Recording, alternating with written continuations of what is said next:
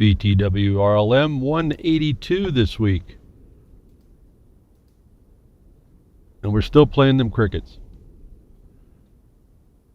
In a way I didn't think I'd ever stop, and I will ever have to be able to stop. But in a way I'm disappointed that I'm not. You come every week, we got things to do, no excuses to make, and every week I see more and more convoluted discussion, and it's like, from my perspective, we're just going down, we are seriously sinking into that stinking abyss I've been talking about for years. After last week,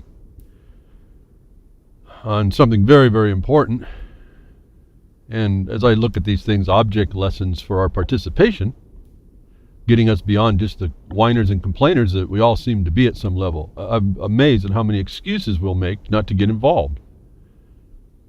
After I explained the dire consequences of another style of indefinite detention through the CDC, planning by ruler, ruling, administrative fiat, bureaucracy, that there's mechanisms in place to check and balance your consent. And I offered that there would be something you could do in order to start the process of getting involved where it wasn't going to threaten anybody.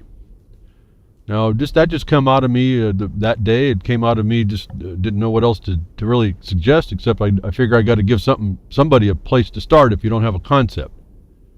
I also have in me the idea that if I give you something to start with, that's going to take away all the excuses. And I didn't realize that as I say that now, I'm now saying it after a week of thinking about it.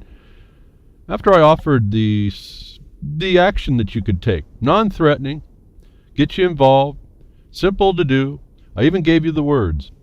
2 days later, I woke sleeping, a half sleep actually.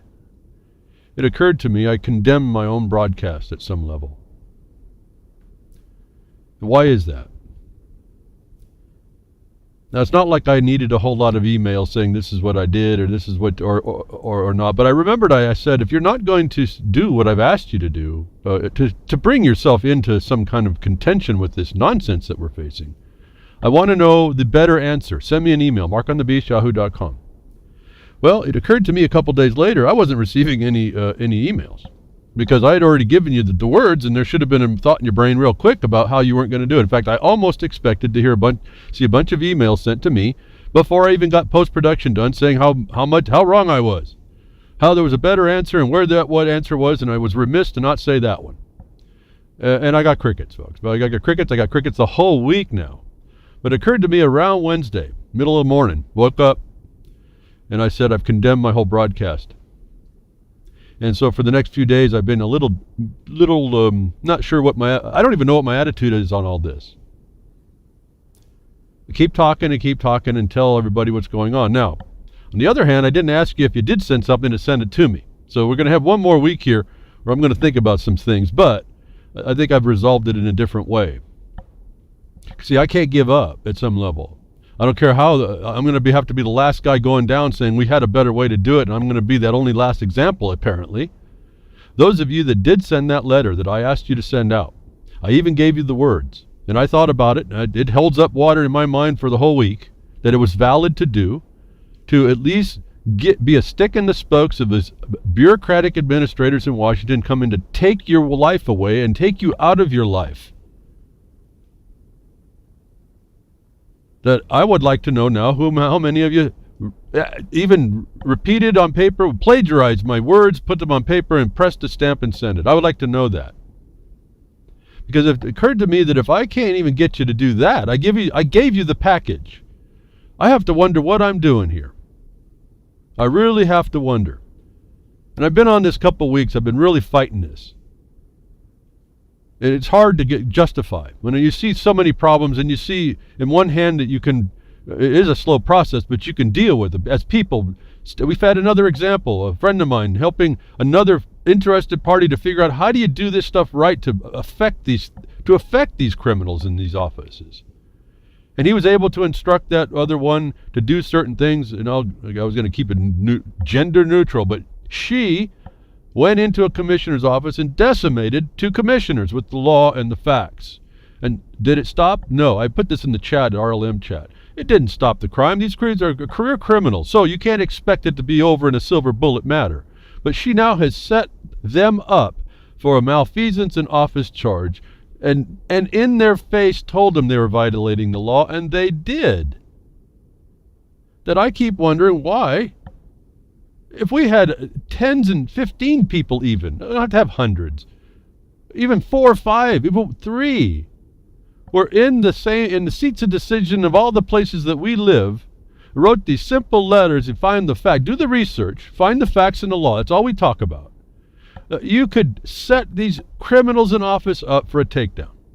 The way they set us up, we do it different. We use the law. We don't use conjecture. We have another proof that what I'm telling you works, absolutely works, and it's as simple as doing what I told you last week. That I'm really not sure where I sit in this position as far as an emotion. I really kind of divorce myself from emotion, but there's something in there. I'm driven to be considerate of the problem. That I gave you all those that are listening, those that will be in the chats complaining about all you can't do, I gave you something you could do. And I didn't ask you to send me what you sent just to see it or whatever. I asked you if you had a better idea, send that to me. Middle of the week, I'm thinking, man, I just condemn my whole listenership and my whole broadcast, because if you can't even do that much for yourself, what am I doing? And that's enough rant, because I want to get to the point of why it's not all over for me, but I want to hear now, what did you do? And if not, go to last week's past cast, get my words I put down, put those down if you have no other words for your own, if you aren't going to read anything else about the CDC wanting to come and take you away as a healthy people, notwithstanding the feed you keep going after and absorbing and not stopping by the same mechanisms in other places. I want to hear what you have to say, but the only saving thing I came across, and I have to thank Duck out of UCY, it was a simple comment that he made on Saturday, I think it was, excuse me, with the day, or Friday, with Vince Easley's show, Feedback. And he said, listening to people like myself and Ron and whoever else he was talking about, and maybe Jules was, whoever it was, and people on other networks, it builds his resolve. And that's the finger hold that somehow I took, because that's really what I'm here for. I'm only here for those of you that really are wanting to come along. Now, building a resolve is not sufficient for me, and it's not sufficient for you. But if that's what we're doing, is to help build a resolve in people that forgot, then that's really, I have to hang my fingertips, my fingernails on the cliff here, on Duck's words, that I hope there's more of you building resolve, and that I hope you'll go back last week, not to listen to my broadcast, go find what I said about the CDC. I don't even care if you're outside the country United States. You're going to have to go through some United States territory at some point, possibly. You have a voice in this. Remember, it's a global world. Everybody matters. Now, if you make yourself matter, nobody matters until you do. Just claiming Black Lives Matter, Blue Lives Matter, Green Lives Matter doesn't matter. It's what you do to make it matter. So, go back to next week. Those of you that didn't, thought it was not important. I think it's important. I think it's a way. You know why it's important? It's not even a matter whether or not you affect it. I know it's important because as soon as you have to take and put some investment in even the words I said, and you make that important, there's the first step to removing your apathy and your excuses to do something somewhere. That's why that's important. So, I'm on, a cusp of some point. What am I doing here in face of the truth? That most people aren't are willing to help themselves. I'm asking you to go back to last week, find the words I said, put them in order. I know they come kind of weird, but sometimes they're not so bad. Write a letter and send a stamp. Make yourself effective where you may have not understand where you can be effective. Don't wait till the end. That day isn't guaranteed to you tomorrow anyway.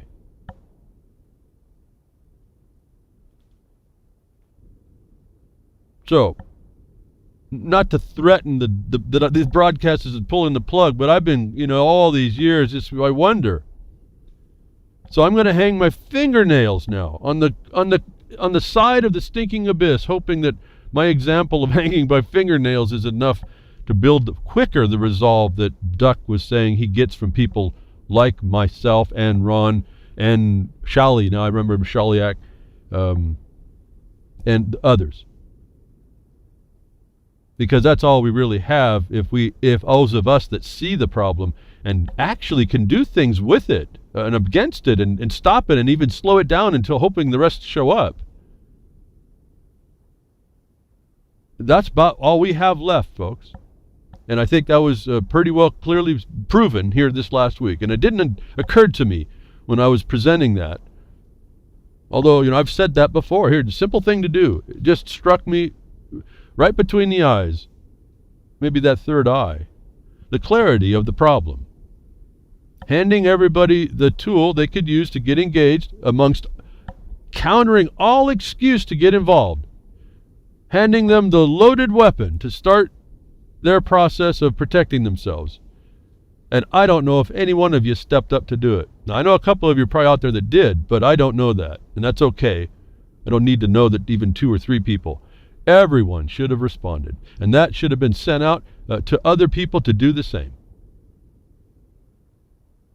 If you do nothing else and you don't understand anything I say, for whatever reason, even though it's coming right out of the books, Vince Easley said it the same thing.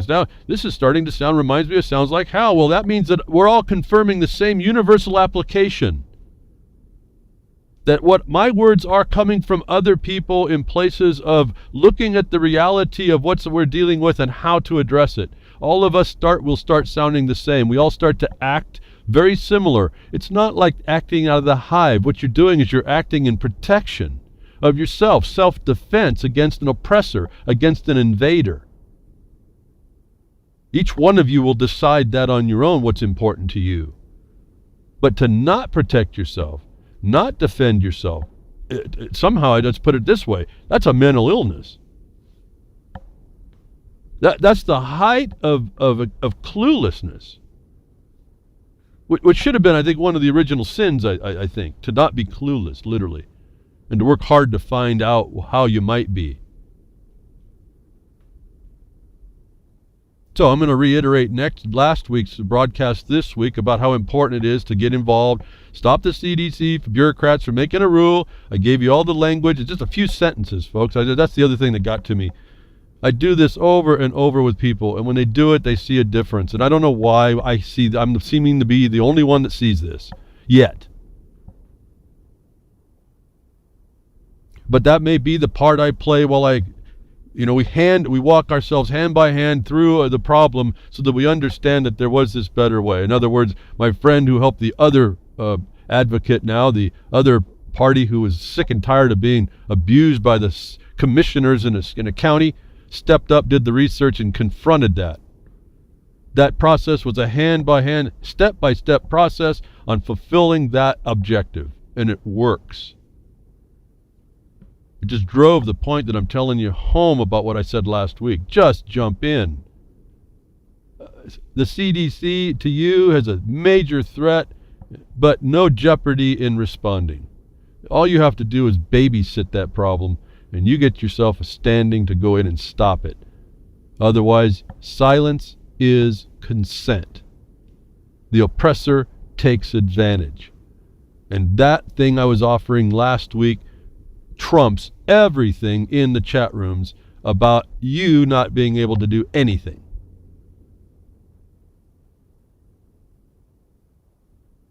I don't even know what my mind wants to say how much we do behind the scenes. It just shuts the government down, and I just can't do it. Partly it's just because we do the way we do things in Jefferson Mining District. We don't promote We also don't promote for a reason. We don't give anticipation to the other side of how they're being defeated, how they can't move along, all the things they might come up with forethought if they knew what we were doing to try and make it look like they had a response, which they never ever do, but that's notwithstanding the point of the obfuscation that you're up against. And I'm not talking about my opinion here, folks. I'm talking about in the trenches, the warfare that we're in, as simple as it doesn't look like the warfare that we're in on paper. Which should, that's the other thing. If that's all it is, we're not actually having to take lead to our bodies. What is the real excuse? And that's where I got to the point a long time ago saying, we got the people that'll come talk about all this stuff. Complain. And then pretend they're in liberty movement, alternative this, freedom, men on the land, whatever the heck title you want to call yourself to make yourself feel good. And won't lift a finger to protect yourself. And last week I handed you another finger to protect yourself. And I don't know if any of you picked up on it. Now you obviously argument with me a bit, softening, but I see no real roll up the sleeves attitude, and that's not going to make it for us. I just tell you that. You may not agree with me. You may, what the heck do I know? Oh, you don't know how it is. Well, I do know how it is. You are anticipating something in me you don't understand. And I'll tell you what, another thing on Ron's broadcast on UCY TV website 2 hours before my broadcast, to hear Duck going through what he's doing on a traffic issue just breaks my heart. But I can't do much more about it. I can only give what I can give. I hope people listen more clearly on what I'm saying and apply what I'm saying is a counter to what these criminals are doing. I hear Ron speak about being a man not attachable by the legal, and yet they attach it, and I've been trying to tell you all how to make that so. You don't let them get away with a complaint without a counter complaint for sure. And you don't make the complaint within the jurisdiction that you're making. You say, no, you trespassed my jurisdiction. And then you charge them against their duty that they've taken to adhere to their statutes. And you move the crime against you that they're doing into their system of public record to let everybody else know. In other words, you don't take their claim laying down. You make a counterclaim. What did I suggest to you we did on a so-called traffic issue that was actually a mischaracterization of the right of use of the road, the usufruct of the highway? We turned it right around and charged them with felonies for mischaracterizing the use.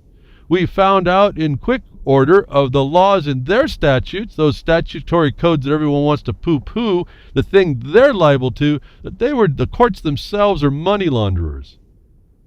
We've heard all this, but has anybody settled down to prove it on a piece of paper and submit that as a counter offensive against their crime against you? I don't mean the system, I'm talking about the people. Identifying the judges each themselves. How many people do that?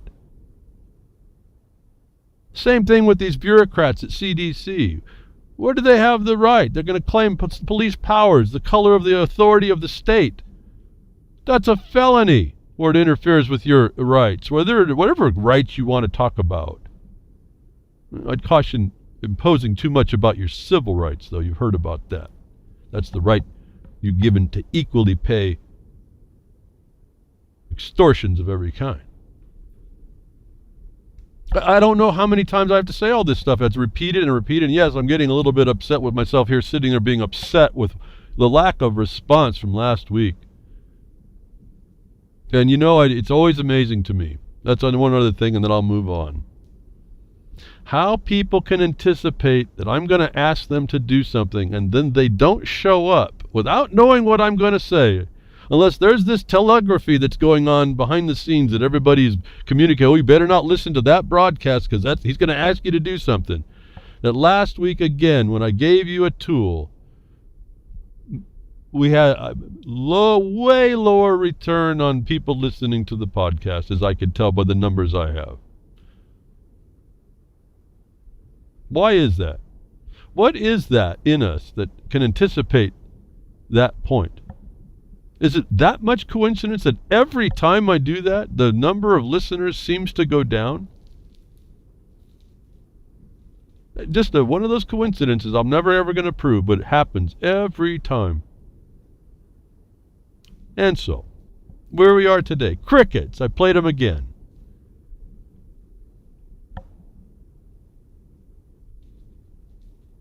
Are we going to actively engage, or are we going to continue to whine about this? I really just don't know. I'm hanging on the slimmest. I'm glad my health is good enough. I take vitamins too, and I eat well. My nails are strong enough that I think I can hang on for a bit longer on the edge of the stinking abyss, showing that you too may have to hang on the stinking abyss instead of being in it. Comments from Duck, how it helps him.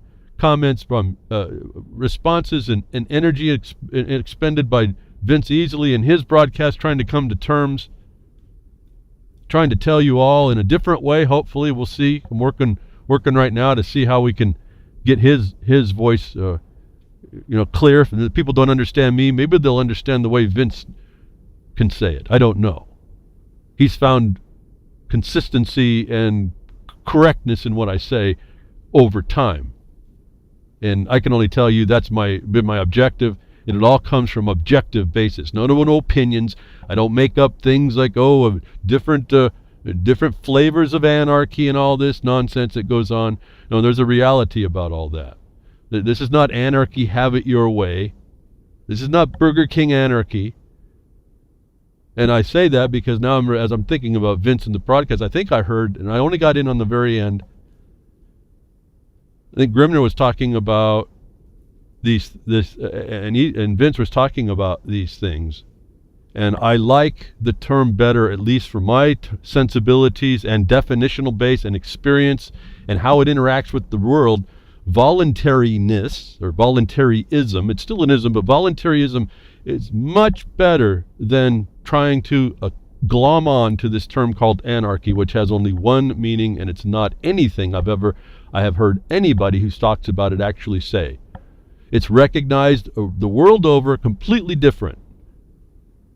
And if you don't understand that, you walk yourself into that and other misinterpretations and mischaracterizations.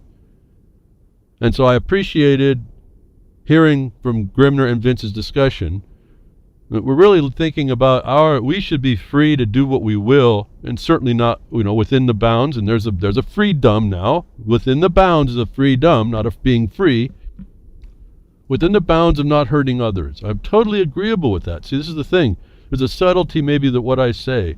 And that's why we get along, I think, mostly. We all understand what we're actually talking about. But when we're communicating concepts and ideas, it's no different than the subtlety I said with the court and the DAPL.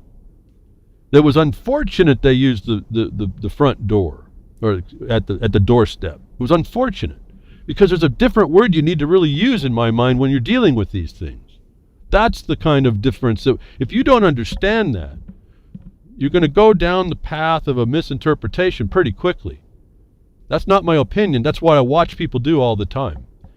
It's our refinement of our own language in the law that exposes the legal for being the criminal that it is. It's that simple. That's why it requires us to be a very high integrity about the language that we haven't been told. When I'm speaking, I may speak about legal, but I'm not speaking from legal. And so you have to keep the relativity part of this correct, always. And I take that for granted. I don't know how many people actually understand that. There's a way you can say you understand it, but I can tell in practice that no, it's a deeper understanding. There's something about it. You can't even talk about some of this stuff to explain it. It's so deep, actually. It's the biting lines that can't be crossed, that you don't. It's the jurisdictions that you don't cross. And if you get your mind off of the language that keeps that jurisdictional purity, you will walk and trip right over and trespass into someone else's territory, and they'll pick you up if they're of the mind to do so. Now, there's a major, big trespass on us. There's a big movement, and we were talking about this in the chat at UCY. I think we got, I don't know that I was just trying to straighten some stuff up, but there's a misinterpretation, not sharing where the source is, between this thing environmental. There's a genuineness about us living in a clean environment, and then there's this word that they use as a pretext to co-opt underneath that need a totally different agenda to come in and destroy us. That, I think, got confused, and the chat's not a good place to straighten it up. That I'm going to talk about that in the extension of the NAPL this week, as I told you I would get to. And I don't understand I'm just disappointed at what I see coming out of NAPL and the people supporting all that as well. And no one's drawing the proper lines, and they keep bringing in the stalking horses and utilizing them instead of the real things that they have right to use. And then they misapply it, and it drives me nuts. And so nobody advances their cause properly, and it convolutes everything, and everyone gets the wrong impressions and gets the wrong ideas, and nobody really learns what needs to happen.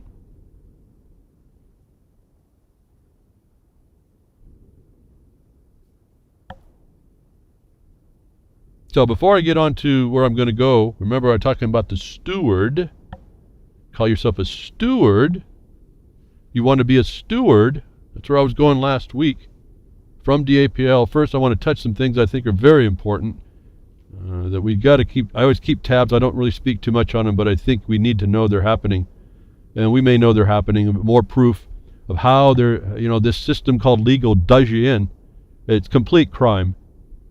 And everyone will say that, but no one really knows how to address it. And it's as simple as making written record of that and start to show people, start with yourself, and then start by your written record to show and call out these crimes as you feel comfortable to do within your knowledge base and your application base. Like the lady we had go into the county commissioners and call them out for the criminals they were, and set up now the record to show and to prosecute officers underneath what we can agree is a malfeasance in office on an objective basis, not our opinion. That didn't happen until she stepped up to do that. They weren't called out for their crime until she stepped up to do that. And I'm going to continue here a little bit more. Something else just popped in my mind. This week, I get irritated a little bit, and so that kind of sticks with you a little bit. I keep hearing people say, what are you going to do about it? What are you going to do about it? Well, so what are you going to do about that? No, that's the problem. It's not what you speak from yourself saying you, the other guy's going to do. The question is now, what am I going to do about it? What am I going to do about it? This is not a defeatist condition unless you're defeated. What am I going to do about it is every time you hear the what are you going to do? What are you going to do about it? Like as a general, what are you, as all of us, going to do about it? No, the question is not a question. It's a statement of purpose. What am I going to do about it? Or quit whining. And I try to bring in the tools to say, here, this is what you can do about it, at least in part. Certainly I don't know them all. I don't know everything. Don't think I've ever said that I did. But there's certain methodologies that work across jurisdictional, well, I'll call them authorities because they exist in the world. In reality, they are applied. And agreeing to that and then addressing them on that term instead of the fabricated ones gets more mileage and more traction than anything else I've found. And so here behind the woodshed we get those principles. They may smart, but they make you intelligent if you're going to apply them. If you're not, I don't even know why you're listening. I don't know why you chat. I don't even know why you exist in places that look to see for a better day for yourself and those around you. I don't get it.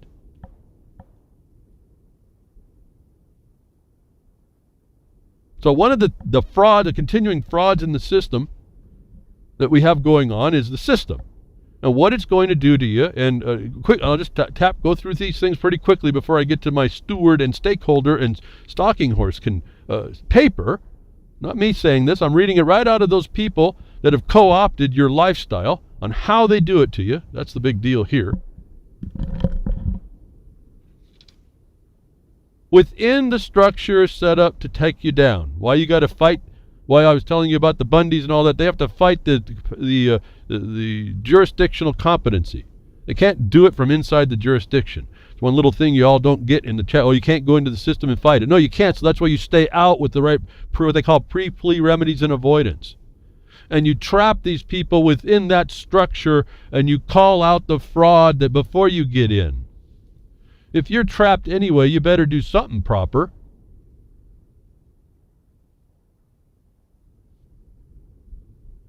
But the FBI and the DOJ, this is federal, and I'm sure it's no different anywhere else. They all come from the same thing.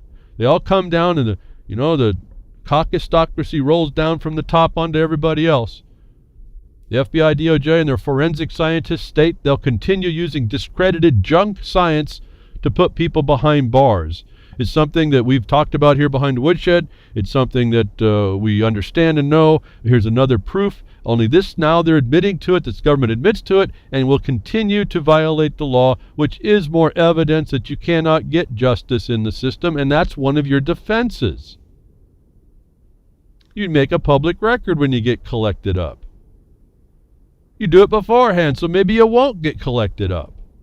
When they figure out they're going to have a tiger by the tail, they more than likely, and most often as I've seen, leave you the heck alone.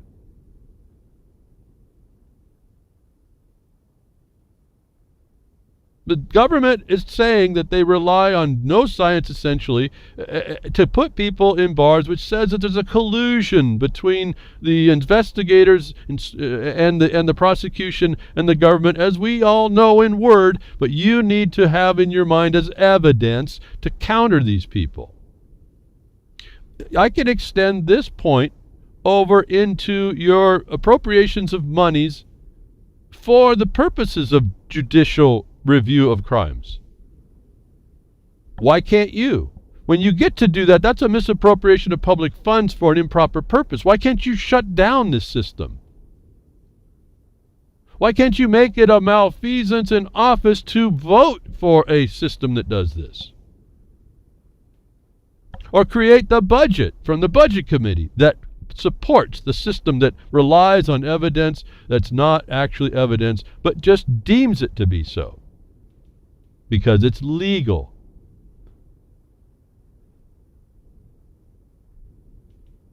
See, as I've said before, I look at this now as these things as evidence. What they're doing is they're telling us this is what we do, and if you are crickets, they continue to do it. This link I'll have in the broadcaster. We'll have a report. It comes from the President's Council of Advisors in Science and Technology. And it's such a hot potato that everybody's fighting over this. That is evidence that the judiciary who's been relying on this has not done their duty, which we all know, but now you can prove that they aren't if you don't rely on what we found out in 2013 with their Bar Association default, where we said you have created a false system that destroys the Republican form of representative government, i.e., the protection of rights and property, the peace and settlement of the people. You have constructed an adversarial system. And we'll go back to Lincoln for that, but let's keep it focused on the bar because they perpetuated it. They picked it up again in the middle 50s. And your system now has been shown by the President's own council, so-called. Even the President of the Corporation's Council. I don't care about that. See, it's irrelevant here.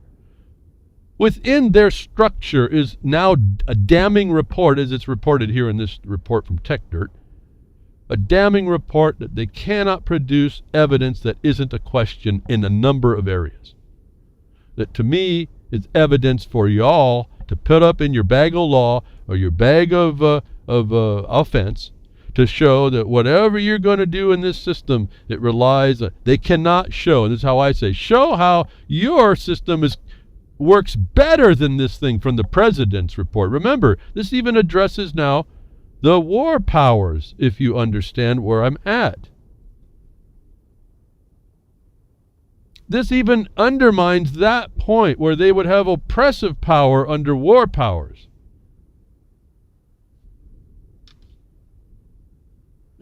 Those of you that listened to me for a long time, if you've really been putting this together, maybe Vince is coming on to this.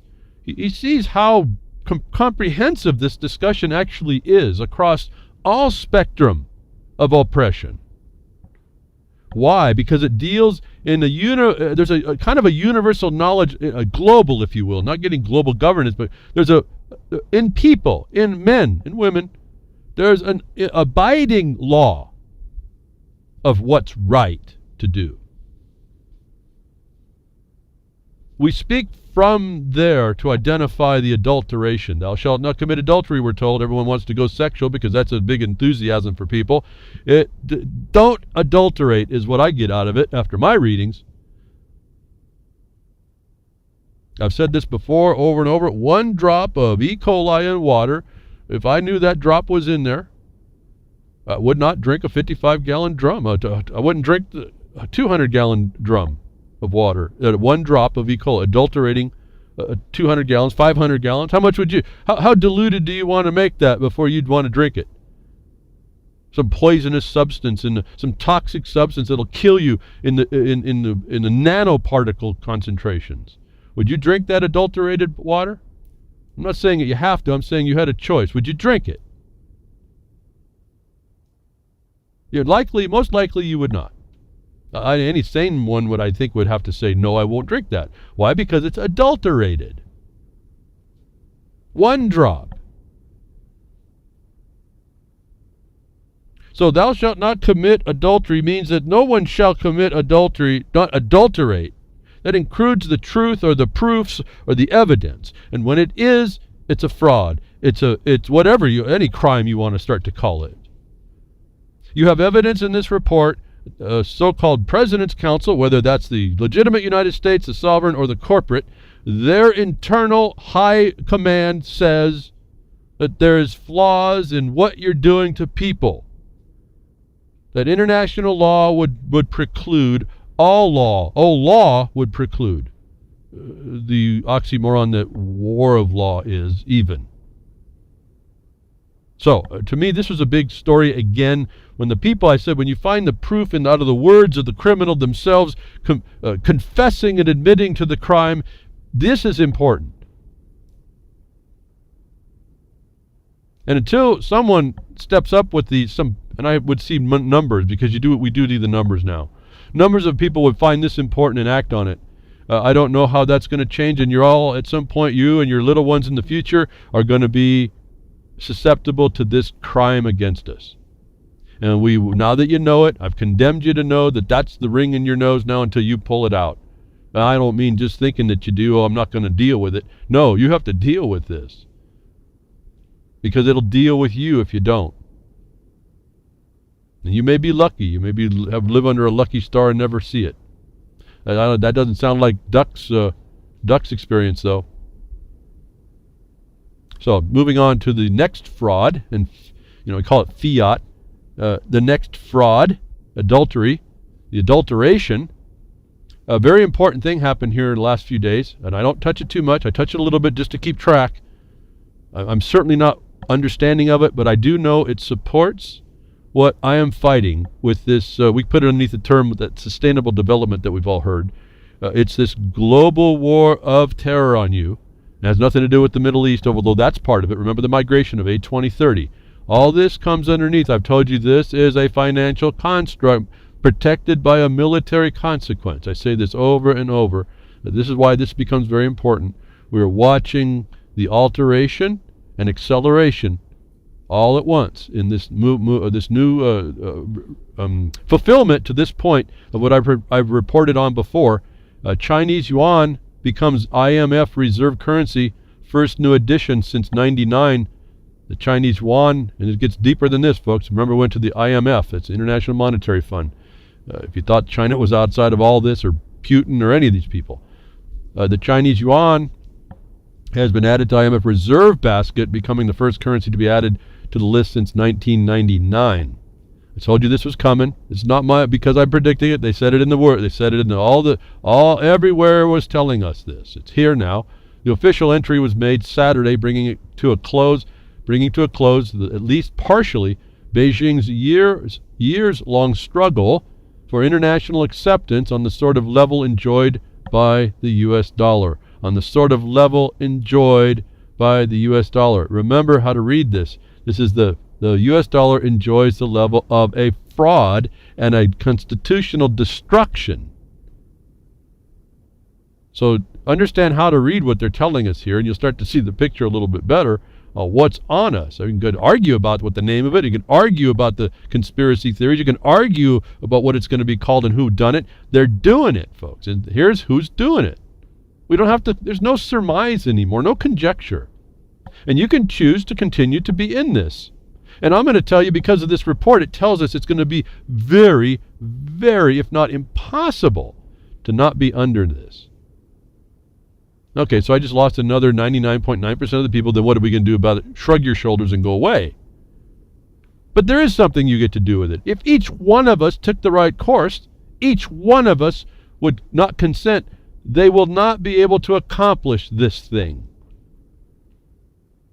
And this thing is an illusion. And so I have an article coming that'll talk about it. Everyone knows what this is, and yet we're going to not respond by not responding. Instead of responding in the appropriate way that we are told we need to respond in weight and measure and substance, at least in the United States, and it's elsewhere in the world. That's not unusual.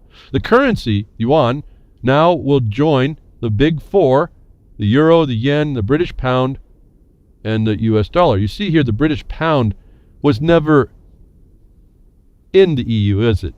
It was always Brexit, as I see this, and to tell you that that's why it had to happen. What you saw happening. The decision means the Chinese yuan will now be used as one of the International Monetary Fund's leading currencies. The International Monetary Fund's leading currencies in times of emergency economic bailouts. This sort of internationalization is in line with China's wish for increased legitimacy of its currency. You're talking about money here, folks? No, you're talking about a control structure. The move is also evidence of China's growing role as a power to challenge the global economic dominance of the United States. The limitations China places on its own markets, however, have themselves been to blame for this delayed outcome. This is neither here nor there in the fulfillment of this. Quote, it's an irreversible path towards opening up, integrating into the global economy and playing the economic game by the rules, proclaimed IMF Managing Director Christine Lagarde, who herself is underneath, I haven't even got to those stories, who herself is underneath criminal charges and was ordered to go suffer those trials. It's an irreversible path, folks. Remember what they're saying here. I'll stop reading there. This is not what I'm here for today, but you have to know this is it. This is honest. The World Bank issues SDR bonds in China. What did I tell you before? This is going to be the SDR, this fiction, another fiction on top of fiat, on top of illusion. I think they telegraphed how the method was in letting us know that there was this thing called derivatives. Frauds upon frauds, ensuring bonds upon frauds. And we think it's real. The governments start to buy into it. This is a public buy, irreversible buy-in to global financial dominance by a particular organization. The World Bank on Wednesday issued landmark bonds denominated in special drawing rights in China's interbank market. That was an interesting thing there. They also did a private SDR. They invented this too, just for China. They just invent these things. The 3-year bonds are worth 500 million. That's SDR, nearly 700 million US dollars. Remember now, they're really tying this to the value of the dollar. They're going to neutralize all of these values. The international commerce will work on an SDR or some equivalent. These were billed as Mulan bonds. The Chinese currency, the yuan and renminbi, will be used as settlement currency.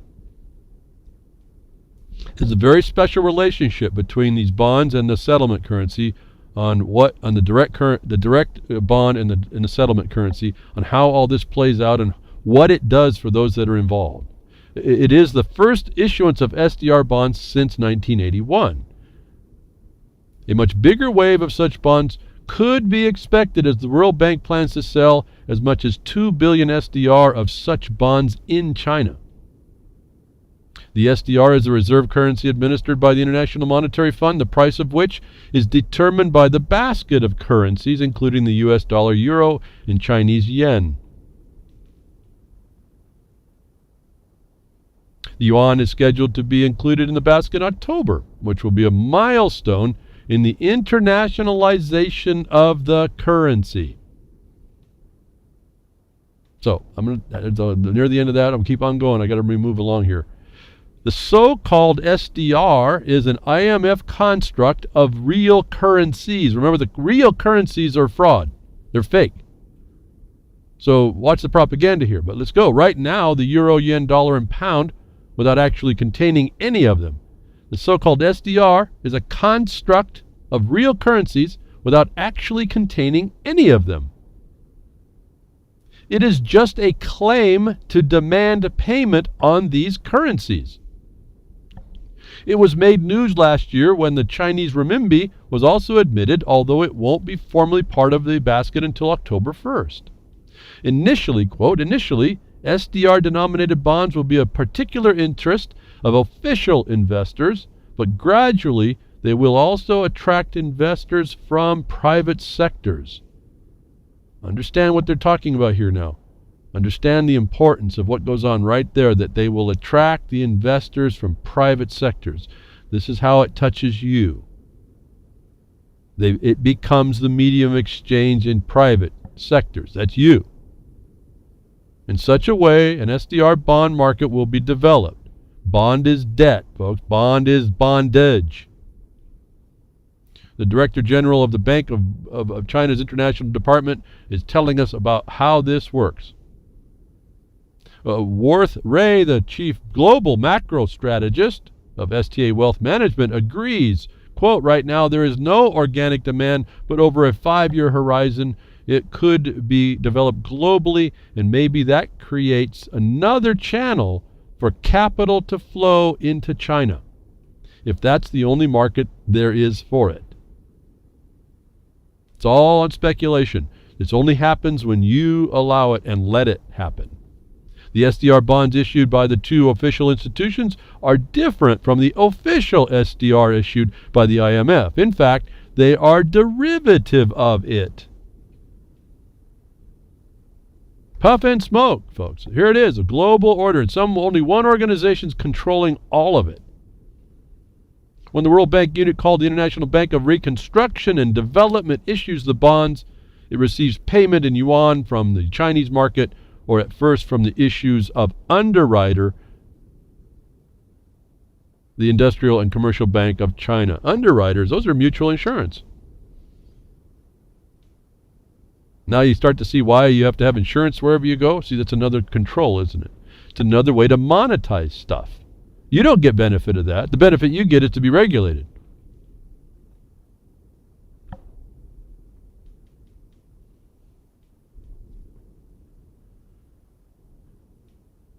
Official SDRs can be redeemed for dollars, euros, yens, pounds, and soon yuan through the IMF. You don't get it at your local bank. However, the new private SDR, or MSDR, as the IMF calls it, cannot. The new bonds represent a claim on the IBRD. Since the IBRD doesn't have any SDR assets, the repayment will also be in yuan, dollars, and euros, yen, or pounds. So what's the point of having a new basket? For the IBRD, there's no advantage because it's borrowing in strong currencies and getting paid in relatively weak ones.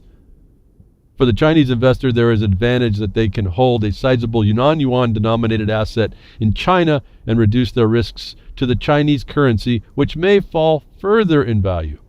What did I suggest to you a long time ago about the fact that China was getting a lot of dollars, or credit for dollars, or buying bonds for dollars, because of the plastic crap we bought from their production? That there was trillions and trillions available, that I said they're going to have to go spend that somewhere. And also they were going to have to normalize themselves to the global economy. Now you have to be very cognizant of the fact that they have trillions that is an offset SDRs, which can be put into the global market, and they can liquidize their handling without destroying the United States market. This is pretty cool what they figured out how to undermine us. If they weren't undermining us, this would be pretty cool for all of us. Again, we are so creative we can create infinite wealth. And you're watching it happen, but it's not to our advantage. Now this advantage in China is only for the time being. At the point of maturity, the foreign currency will have to flow from the IBRD to the Chinese bondholders, unless they choose repayment in yuan, in which case the whole exercise would be rather pointless. So given the lackluster value proposition, why are China, the IMF, and U.S.-controlled World Bank going out of their way to push the SDR into private markets? Prominent market observers like James Rickards and Wilhelm Middlecoop have long argued that the SDR will be the next world reserve currency. Not an argument, folks. This is on the books. In fact, the current governor of the PBOC, Zhao Zingshaoen, has now advocated the SDR to become the next global currency for a long time. Now listen here, folks, this is what they're telling you about what I was telling you about the superiority of this thing. They even talk about it here. Special consideration should be given, he says, to giving the SDR a greater role. The SDR has the feature and potential to act as a super sovereign reserve currency. Zhao wrote this in 2009 if you thought that the Chinese were out of the game all this time. They're late to fruition with their currency, but they've been underneath the system creating the new world currency system that they were going to be a part of. He also wanted the yuan to be included in the SDR, which is going to happen October 1st. So this guy is no slouch. What he wants happens. The Chinese have made it very clear that special drawing rights of the IMF is preferred future international reserve currency, Middlecoop has written. So this is their focus, folks. This is not a small thing to be looking the other way about. This future currency system, which China's been putting a lot of time in, is going to be by how they figure it works for them as well. What you are going to see is a world money. What you are going to see the IMF print special drawing rights. You're going to see the IMF print the special drawing rights. It's a geeky name, but it's a kind of world money printed by the IMF. They'll flood the world with trillions of SDRs. Now, I should maybe stop there. If you flood a system with something, and this happens to be viewed as money, doesn't it subsume all other monies and make yours useless or controllable? Can't the people that work in this new system who have created the belief that it works and you're sitting outside the loop of that, in trillions and what, like we were talking quadrillions, can't they buy everything up? See, when they went to this debt that can't be questioned, the writing was on the wall that these so-called bankers would own the earth. And understand, this is all driven by the UN stuff as well, but this is the financial side. It says you create new liquidity. That's the kind of reform that could change the international system immediately. Talk about putting the gas and the rubber to the road here, folks. This is going to change really, really fast. We won't feel it because we have an internal currency we're working with. But that will certainly be brought into servitude really quickly because of this overpressing control.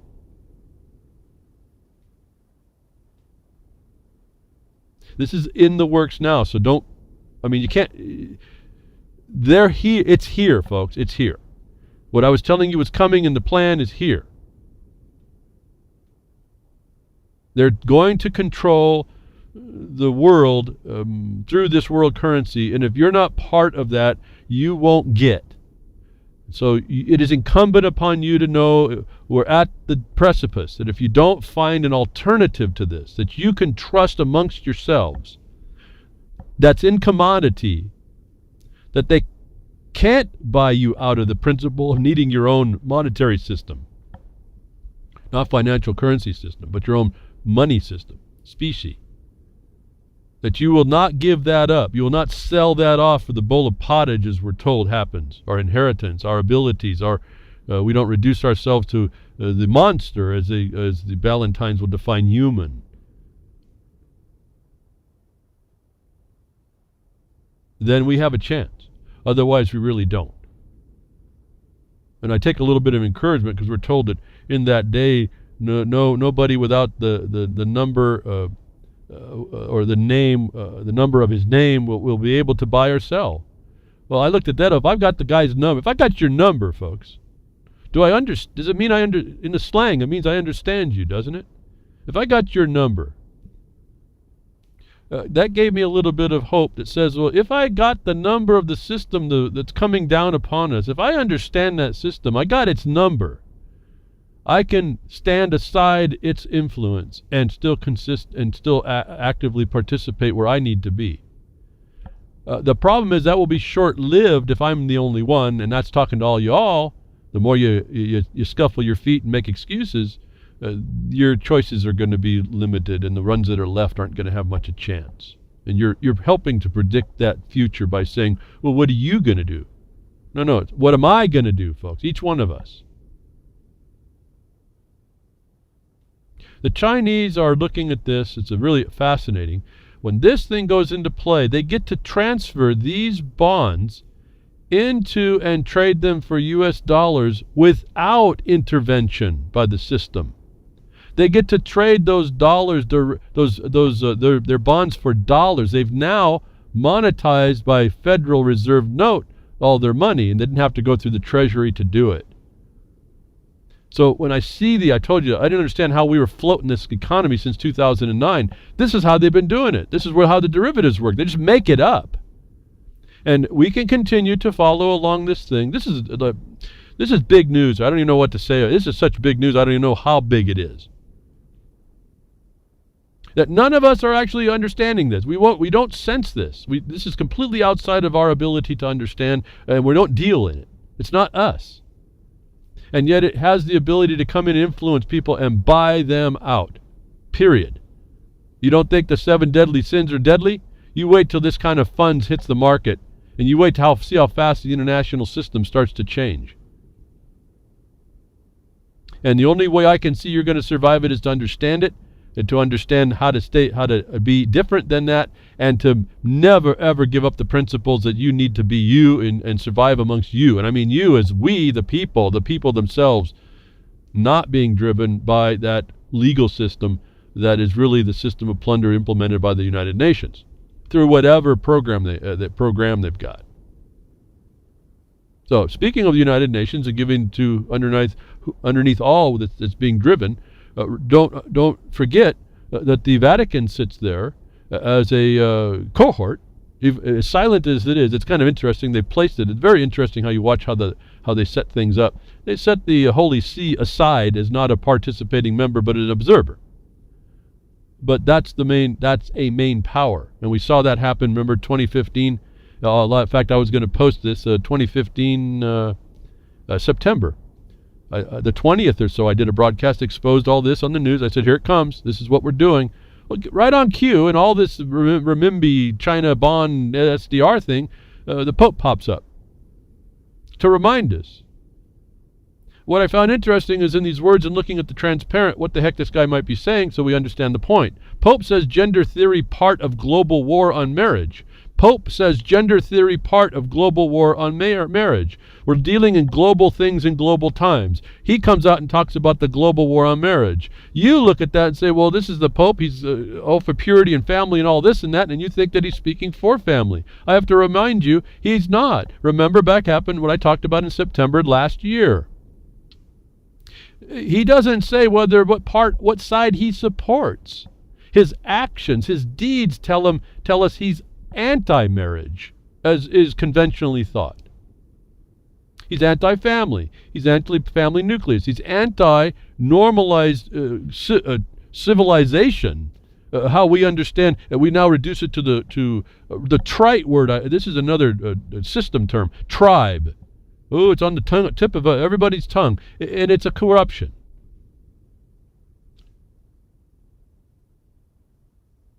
You don't have a family unit because of these types of people. You won't have much of a coherent society that you can come from. And you will be more susceptible to what we see they're doing, and more in particular because the root of all this this problem that we have is not having a sound money system. Because that seems to lead us in our times of these days. You can deny the reality of it, but it's still going to be there.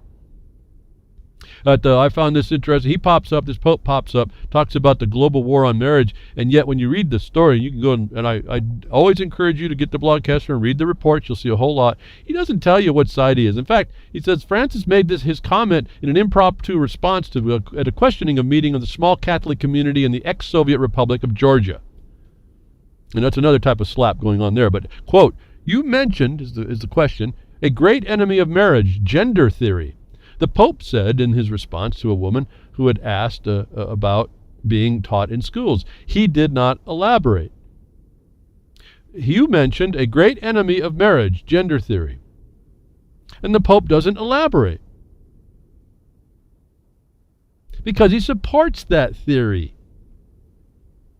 And if you doubt me, go back to September and we'll go through it. We'll go through it again. I don't need to even speak about it. I was already on. I'm memorialized for as long as there's a podcast available on that broadcast. This guy is one of the problems. They speak in neutral ways, and you put in what you believe is the proper context, and it's not, because they have us all messed up. He mentions about the enemy of marriage and gender theory.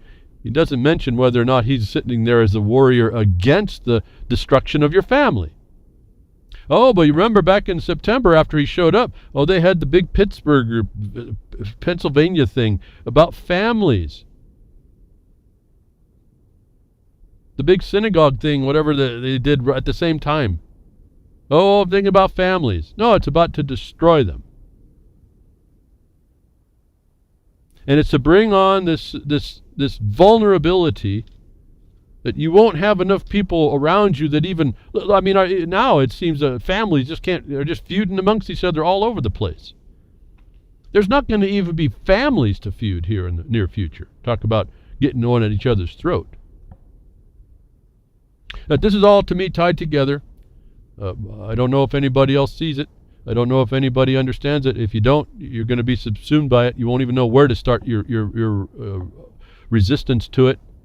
And it's going to be mostly a passive resistance by having alternatives. You just don't engage, and then when they try to engage you, you have a better answer about how they're being a criminal when they do so.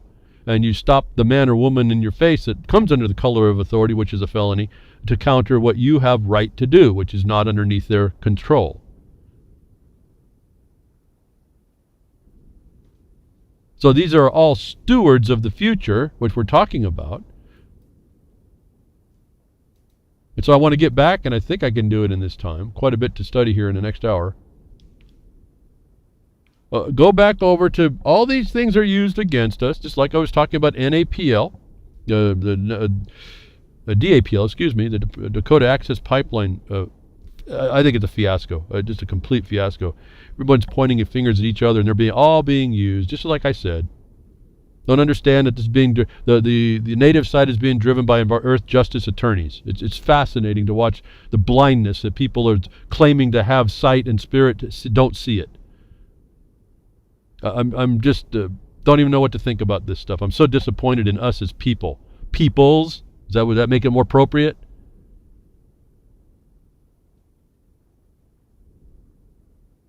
Underneath all this, we talk about steward. They want to talk about stewardship, stewarding the land, steward this, steward that. I told you I had a document that I came onto a little while now, a couple months now. I came across it. I found it by doing a word search on totally just some words that popped in my mind when I was doing other research that came up when I was doing other research. Put those words in and this document came up. Had to do with stewarding and reflexive. I know that. I don't remember now what I was even studying now too that came up. Just some words that called my attention. I said, I wonder if the source of this is actually this reflexive law imposition, and that there is a connection between that and environment. And so, this document pops up. And the only time the word steward pops up is once. And I took real interesting note of that. That's the Trojan horse. They don't want to make it too obvious, at least the way I interpret these things anymore. So let me go over, as I was talking to you last week, about the stalking horses and the stewardship and the stakeholders now in the context of legal entities. Remember, everyone wants to, it's contrary to the the corporations are destroying us, when what you're dealing with is only corporations, if you haven't figured it out. Even the ones that complain about having the corporations being fighting, they have corporate representatives representing them. The disconnect in this is so great, I don't even know where to begin. And so I want to point out this word, the only place in this document talking about stakeholders and stockholders, in the context of where this term stakeholder was created, the stakeholder identity status is to cause a imposition that comes under this term called stewarding and stewardship. And to steward what? But the natural resources. That this document is what I consider one of the guru documents to tell those people what they need to do in order to take you out. And this has caused me to look, I use these terms in research because I'm seeing them all the time and we have to deal with them. This is not an idle discussion. This is the tools they use, and I like to understand the enemy and how they got where they got and how it makes it easier for us to defeat them. And utilizing this document alone in the last month or so now, we've been able to do even more work to destroy the problem. It becomes a distinction between what our environmental sense about our environment is versus that environmental sense being used as a pretext to use what we would think is our better nature to actually use against us. Under this nice, warm, and fuzzy word called stewarding. What better thing to do, folks, but to steward? This is at the end of the document, because I think I need to start here about this steward thing, because this is the end result. This is near the end of the document, not at the end, but near it. It talks about steward, and it talks of focus on natural resources. And then you have to go back up in the top, and we'll talk about who's actually running this, who's using this weapon. As you'll find out, I'm kind of predisposing you to a thought, but I think I can prove it out pretty quickly. Comes on a question, could it be considered mandatory for firms to contribute resources to environmental efforts? This question explores the difference between permissibility and obligation. You're going to put your thinking hats on in this document. This is a guru-level instruction manual, folks, using special terminology that I'm not going to be able to really do any justice to either, but I can give you the insight of what's going on here, of what we're dealing with and what we're everywhere. The Indians in North Dakota, the ranchers, the farmers, the miners, the people in the cities, the so-called urbanites, the urban-rural divide that was created to divide you all out, to create the academic centers in Urbania that would give servitude of the rural to the urban. This whole facade creation that also fabricates impositions upon you in mind that has actually been started quite a while ago, that you were born and brought into, that you don't even recognize. Splitting the hairs down to where you really have to start paying attention, and unless you do, you don't see the magic go on, the bunco game, the pea in a cup. They want you to pick the pea where the pea in the cup is, and you don't realize that after a while of moving it around, the pea was taken off the board. It doesn't matter what you pick. It was set up. The big deal was getting you to buy in.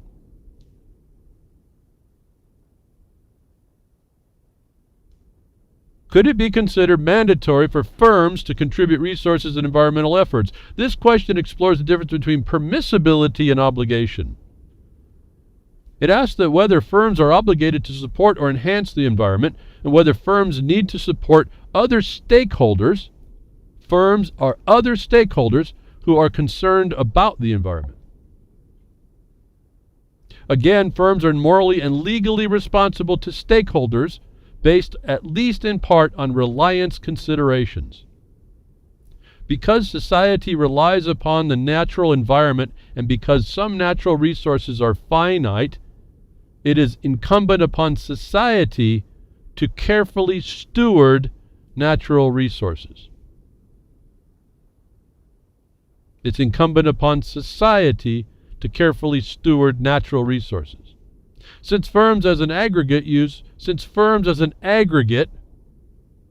see, all these words are loaded big time. I don't even know where to stop to interject and interrupt my statement to read this out. Aggregates are another corporation. They're talking about inventing another entity to come and attack things. The firms as an aggregate, business as another entity, as an aggregated entity, use substantial amount of natural resources, and because they often have power, control, and finances to protect natural resources when compared to isolated individuals, they are obligated to use their wherewithal to protect natural resources for the benefit of societies in which the firm are embedded. Now, why are the firms embedded here, folks? Where is that concept? Did you qualify the fact that, is it truly an obligation on a business, actually? Or is this a fabrication of a hypothesis that's not really proven out? Well, you would have to find out by reading the rest of the document. I'm going to cut to the chase and tell you this is a fabricated obligation to impose the environment as a weapon that you can use against somebody else. And they have to pretend, accept that because you can use this as a weapon against them, they have an interest in what you do. Says that these firms that feel like this are also going to be accepting the imposition by criminals to take away their stuff over a fabricated obligation. And I say fabricated obligation because this is all answered in property law. Anybody trespassing anybody else has a remedy at law. It's answered right there if you understand the comprehensiveness of what I just said. That we don't need to go to this hyper extension of a definition to bring in the legitimacy of an environmental imposition. Even in mining law, the hydraulic mining is most notorious to most people. Miners used to hydraulic mine because that was the most efficient, cheap way to get mineral, the gold. Went down the rivers, it'd plug up the river systems, it would flood on over into ranchers, it would affect their property rights. At some point someone said, whoa, you don't have that right. The courts determined that was true.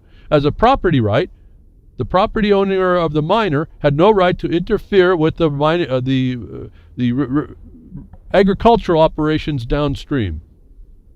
And so it was ruled that hydraulic mining was not illegal, but they could not let their waste run down the river. They had to contain it.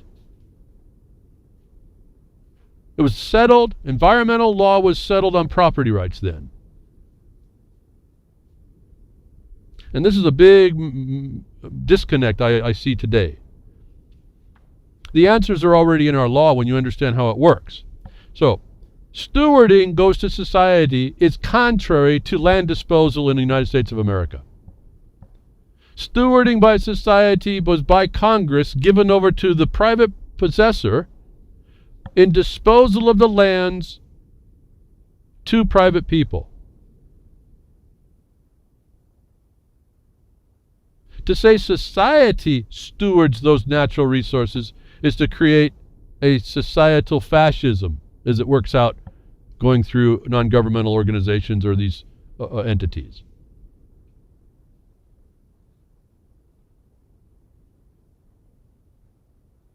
I'm pausing because I want you to think about how this works. They're imposing a non-lawful construct over this term stewarding, and the concept of society controls what natural resources are being done. But folks, what actually controls that? Isn't that you and me making demand on that system? And when they say a finite resource, isn't there really only one? And that's minerals? Because it's actually able to be, everything else is a resource. A finite thing is not a resource, it's a source. And so they give a convolution of term here that if you don't understand that basic thought, you think that they can extend everywhere and society has an obligation to do it through their firms, which I can't find any authority for, which is controlled by property law. We don't need these folks. Last point, at the very end of the document, I want to tie up, again, this control through environmental imposition. And the corporate, when you use the word sustainability, you are a corporate construct. So anybody who's talking about anti-corporations, who's also talking about carbon tax, clean water in the concept of pristine, talking about global warming, talking about financial constructs that are coming outside from the fiat system, you're agreeing that you are coming through a corporate authority. This document proves it. It all comes underneath the name for most of us that we hear environmental. It is important to keep in mind, this is this document speaking, it is important to keep in mind, while corporations are legal fictions, the individuals who populate them are very real. While the corporations might not care about environment, as humans do, its stakeholders are dependent upon a habitual environment for their survival. So sustainability, then, is not just the way of the future, it is what will provide a future. Stakeholders are dependent, folks. Stakeholders are legal firms. Sustainability is the imposition of an environmental excuse of an obligation on business. That's a theory that has never been proven out more than by conjecture in this document. That the document here poses a human imposition, identifying people inside the corporations which can be influenced because the legal entity is it's an undead. Identifying for us that there's people inside that are actually making these impositions upon everybody being a stakeholder. The stakeholder becomes a criminal. As I talk about this part and talking to the people inside the corporations, or the presence and promotion of sustainability, as we'll see, is a crime. As I've talked to you all along, this is just confirming the fact. You talk about influencing the management of these firms in order to come to environmentally sustainable, which means enforcement of UN foreign agenda.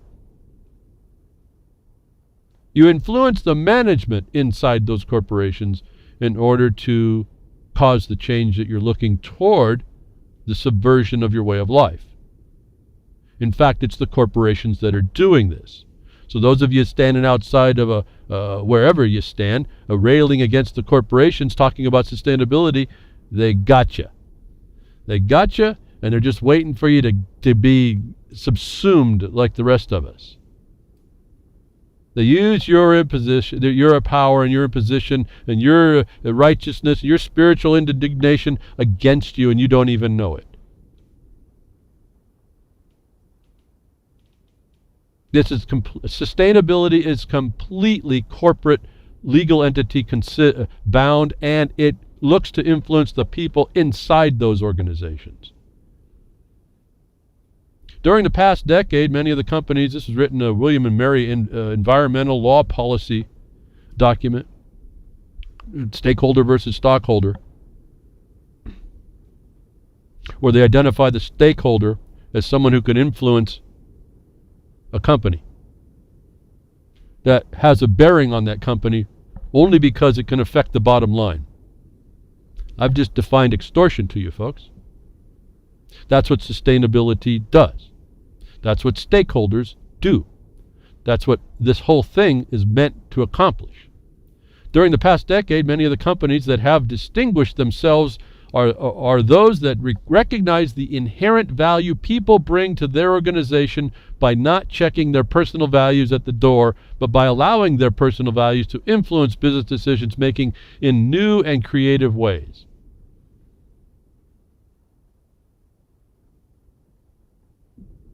Not checking their personal values, not having principles.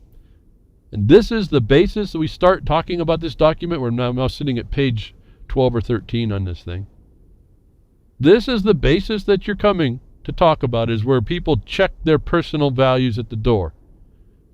You don't have a thought here, folks. Sustainability is not your thought. It is what's going to be given to you.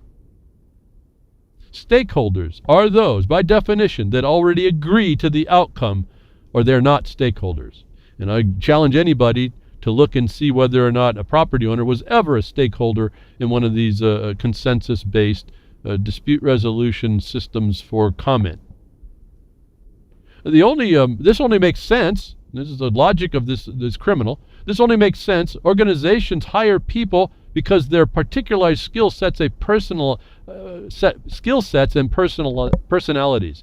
This only makes sense. Organizations hire people because of their particularized skill sets and personalities. For individuals to attempt to make decisions without reference to such factors is to deprive organizations of the qualities for which those specific individuals were hired. Although the law might be blind, we want our business organizations and their managers to be anything but blind. Let me read that. Catch the possessive. Although the law might be blind, we want our business organizations and their managers to be anything but blind. Instead of legislating the bottom line, it seems to make sense, morally, legally, and in terms of good and successful business thinking, to rely on firms to choose for themselves how they will respond to hurdles associated with the natural environment and the finiteness of natural resources. Reference 61. Let's go down to that. But C, Eric W. Ort's reflexive environmental law. Hereinafter, a reflexive model. A theory of reflexive law proposes an alternative approach to law reform. It focuses on enhancing self-referential capacities of social systems and institutions outside the legal system, rather than direct intervention of the legal system itself through agencies' highly detailed statutes or delegations of great power to courts. Instead of avoiding legislation, Professor Orts argues in favor of a reflexive model which enlists, quote, intermediate social institutions in the effort of regulation. Intermediate social institutions is what I termed GangGreen a long time ago. It's these social terrorists, it's these NGOs. Contrasted with traditional command and control model, it is valuable in that it links the key stakeholders involved with potential solutions to the problem. Remember, we sued the Solutions Network in our lawsuit by way of the university system. We did that in 2013, not because I read this document. Quote, reflexive environmental law seeks to tie businesses, which are a major source of many environmental problems, more closely to environmental solutions. The word environmental here you think is the trees and the bunnies and the bees, and that would be you being naive. I just tell you that right now. We'll get to that. Environmental here means their system of control and how they're going to get it. The environment they create. It's all through corporate control and influencing the management in these places, which means you're dealing with mind-controlled people to press the agenda. This reference footnote goes on. The non-legislative approach is thus proposed in this paper as a viable and real alternative. Don't they always offer solutions as alternatives? The non-legislative approach, folks, is outside your legislative capacity. It's exactly what they tell us in the caution. Warning, what we propose here is not within normal constitutional, legislative, statutory, or codification principles. It's adjunct policy in a term. Adjunct policy. As an alternative to your rule, your law, that brings peace and settlement. These are going to be coming as an alternative to that. Now, why would you bring an alternative to peace and settlement unless you want war? The footnote goes on, continues and goes on. However aspirational it appears, it provides a starting point for business and an opportunity for them to take charge of their relationship with the natural environment instead of waiting for a suitable legislative answer. Why do I need a whole document right here for me to figure out I don't want to live in my own waste and I'll keep my place clean? That was not in the moral sense or legal or ethical sense of a company looking at profit, that the laws of property would also check and control. That I need a whole new alternative approach to our law processes. It is really a wonder to me to begin with. So that was the footnote explaining this reflexive connection to environmental law on their need to control firms to take a non-legislative approach to this in order to push this agenda that we show and see right there allows and requires stakeholders to be a gang to affect other stakeholders and other things that they can. The challenge, it goes on here, this guru paper says, it seems, lies in finding ways to create incentives to motivate managers to draw upon their own moral resources when addressing business concerns such as these. But these moral resources are not there, folks. They've been vanquished by inculcation to whatever people have been trained into. What incentives and motivations are nothing more than bribes, folks. Number 2 here, views on the firm. Determining how to create these sorts of incentives and motivational tools, those that allow and encourage managers to draw upon their own values and talents, depends upon how the firm is viewed. Expectations of corporations are inherently colored by mental models and preconceptions regarding the nature of the firm and its role in society. The prevalent view of the firm characterizes it as merely a vehicle for profit maximization. A more robust understanding of the firm, one that captures the full range of relationships in which the firm is embedded. The firm is embedded. Why is a firm embedded? What is this why is it dealt with as a tick?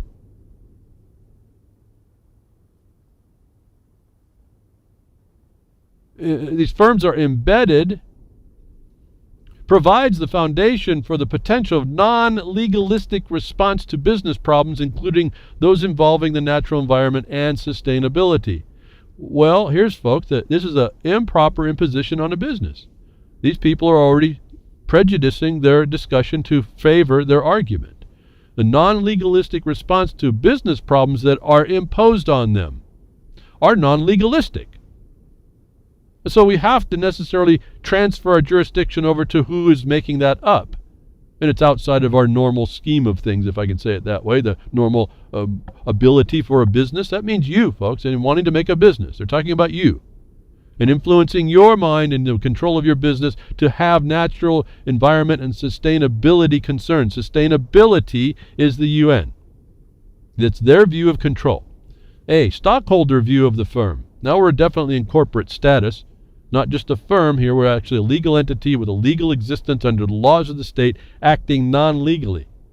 The traditional view of the firm prioritizes stockholders, as illustrated in this figure 1 that I can't give you, but you can get it when you get the Blogcaster. During the mid to late 1960s, business people increasingly began challenging the role of the manager, which, with regard to prescribed non-involvement in matters deemed social, quote social, such as pollution, inflation, and poverty.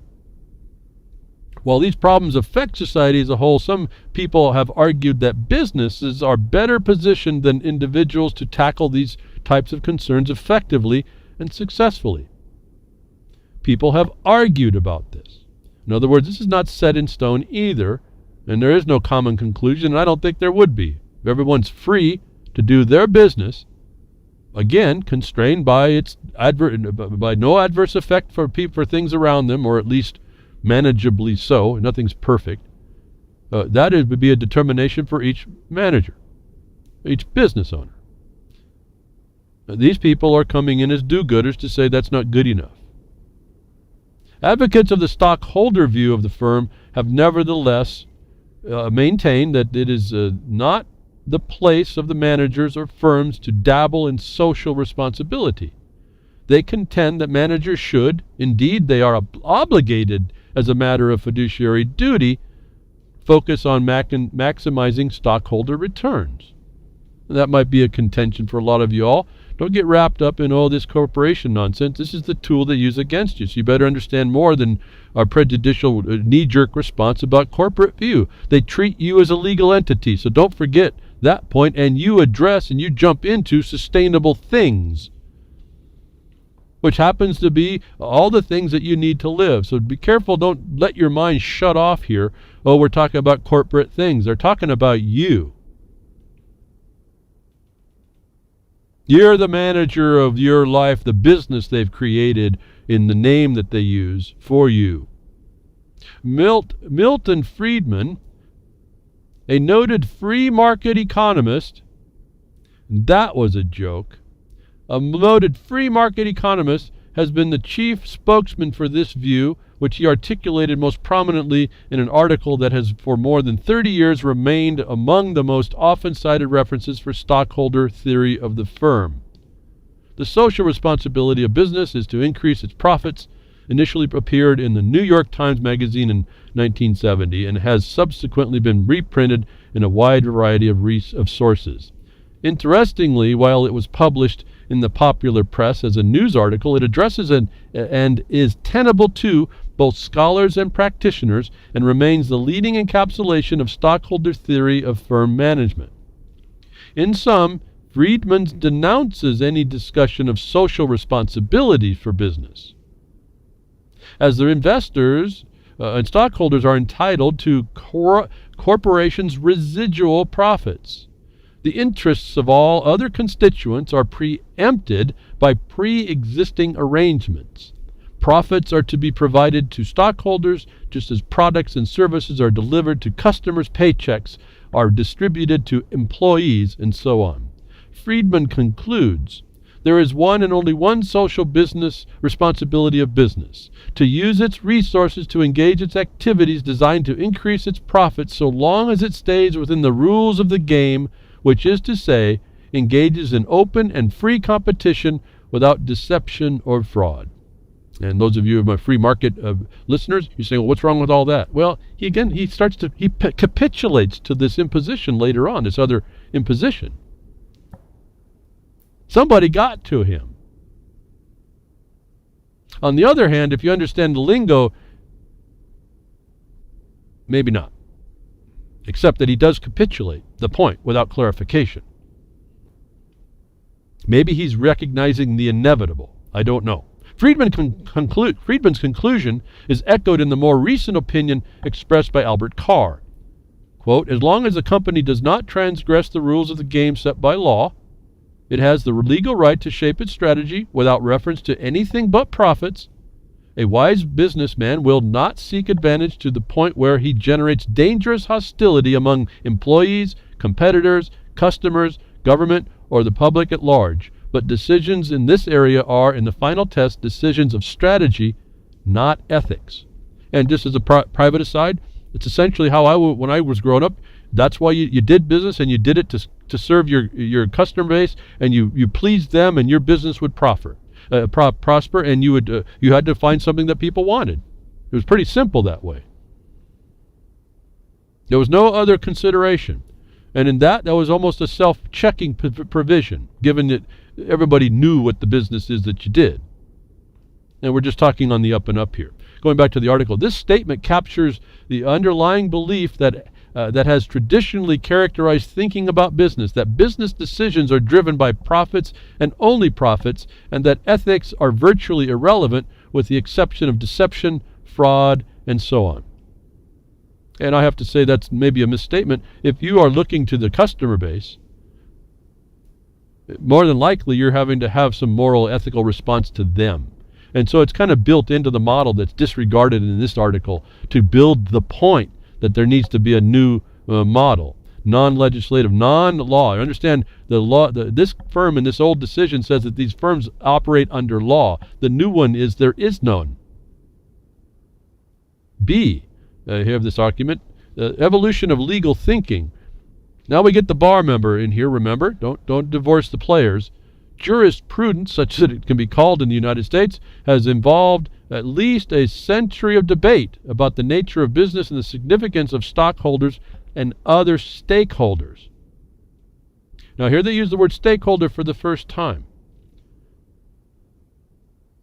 But it's in a different regard. It's almost more like a stakeholder to a miner. If you make an investment in a miner to go do a prospect, you have a stake in his activity. That was an investment. That's a risk-based investment.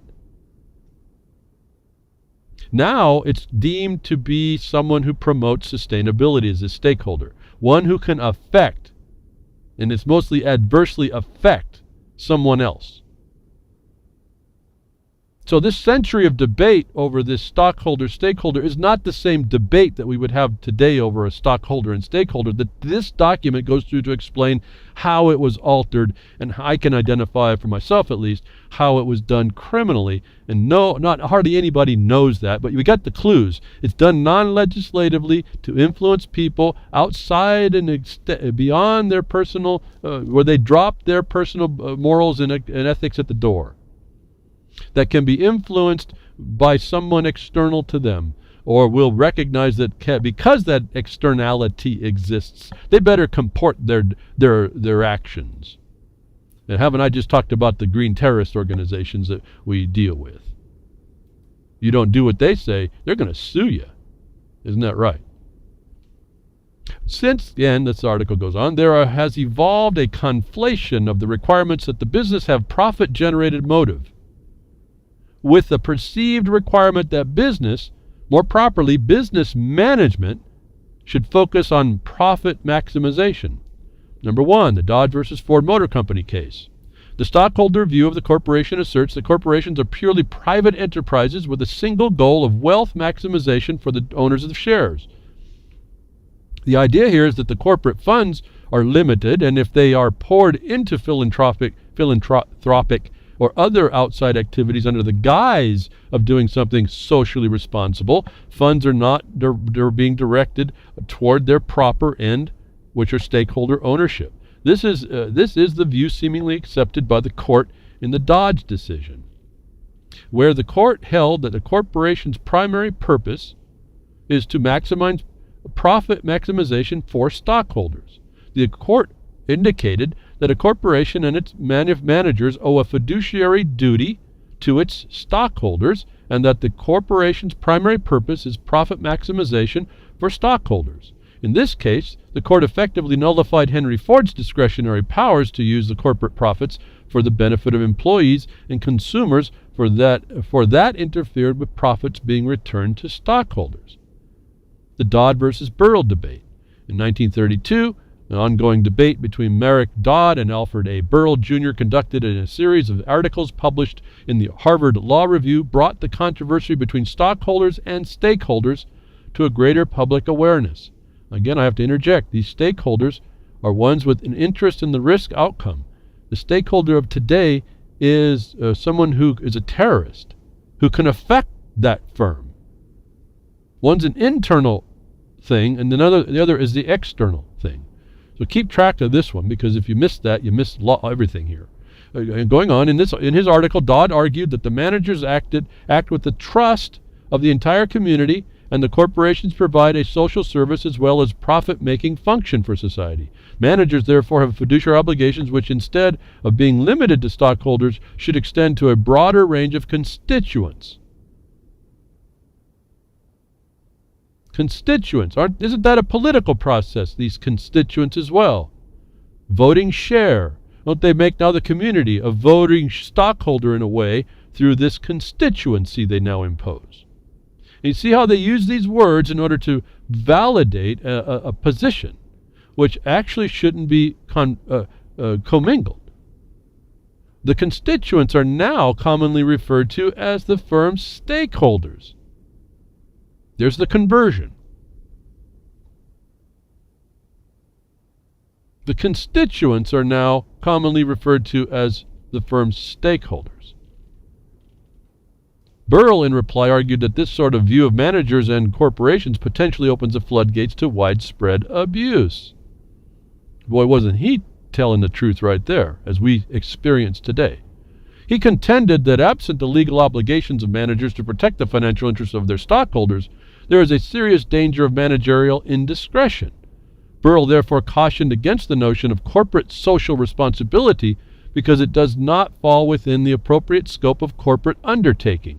As Burrell notes, quote, unchecked by present legal balances, a social economic absolutism of corporate administrators, even if benevolent, might be unsafe, and in any case it hardly affords the soundest base on which to construct the economic commonwealth which industrialism seems to require. Meanwhile, we had best be protecting the interests we know, being no less swift to provide for the new interests as they successfully appear.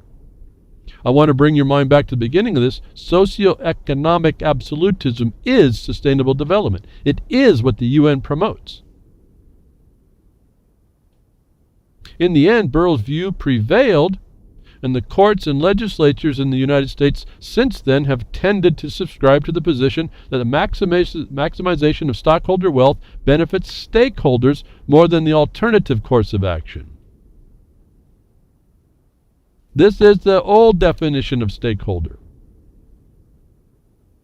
This is not to say that the Burrell entirely won. Although his position seemed to prevail initially, scholars, academia, and practitioners, the legal system, have continued to question the relationship between managers and constituents, the stakeholders. The constituents are the stakeholders. Who are these entities? Who are these things? Who are the constituents to a system? They've now made an attachment. If you look at it as the voting system, they've made an attachment. The constituents are the governed. Governed by what? It's not spoken to in this document. They just make the connection. Right here is the crime I'll identify for you if you haven't heard it. But this is where the academia and the legal profession starts to make the confusion. To alter this thing ever so much to be able to bring on what we see today. Indeed, Burrell himself subsequently conceded the point to Dodd more than 20 years later and noted, modern directors are not limited to running business enterprises for maximum profit, but are in fact and recognized in law as administrators of a community system. Now, this is where Burrell was enforcing the first free marketer, and then he flips over to include this now as the prevailing pressure that controls how the corporations are going to be dealing with the community at large. They're now subsumed into a community system. And I would have to say that's the destruction of that free market. Well, we already see that, the imposition by an externality which can threaten your government, your corporate government, your corporate stockholders. These are people that come together for a risk-based investment to try and do things that are now being attached to a community system. Since the Dodd and Burl debate, businesses and law in the United States have moved beyond Dodd's decision, both in theory and practice. How do you move beyond a law determination, folks? But the non-legislative path that they produced would be the way you do this. Document goes on, says, corporations clearly serve societal roles beyond pure stockholder wealth maximization with the tempered support of both legislators and jurists. With the tempered support of both legislators and jurists, folks, is collusion. But there it is. The state and the federal legislation identifies and enforces protections for competing concerns, and judges often sanction unconventional corporate activities as long as they cannot be construed as causing direct interference with the shareholder profits by deferring to managerial discretion. Now we're back to the people that are in the seats of decision of the corporation that can be influenced or inculcated into an agenda, which are being pressed to do the moral and ethical thing, which has really just been a fabrication of what's moral and ethical. It has no actual moral and ethical base. And it's based on theories that aren't even proven, just like everything else that you see, like climate change and all this other nonsense. Now, article goes on, although the Dodge decision was never officially overturned, it has in practice been set aside. How do you do that in a country ruled by law to keep the peace, folks? How is that set aside unless the people in the seats of decision and the practitioners and the academics just ignored law?